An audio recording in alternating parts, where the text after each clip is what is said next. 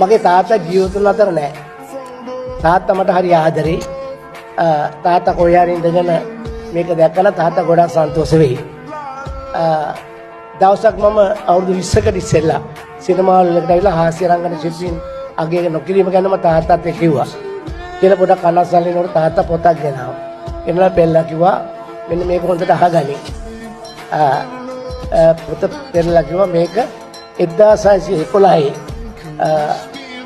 William Shakespeare විසින් ලියන ලද කිං ලියර් කියන පොතේ කෑල්ලක්.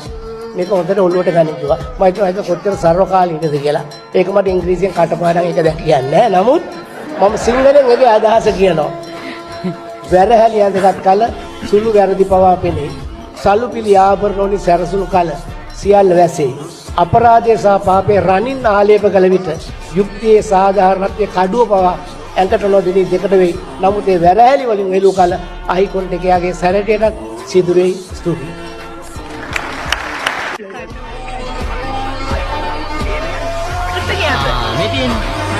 itu udah kamu lihat ini kan mama bawa dia aku tanya tinggi dong dia kan oh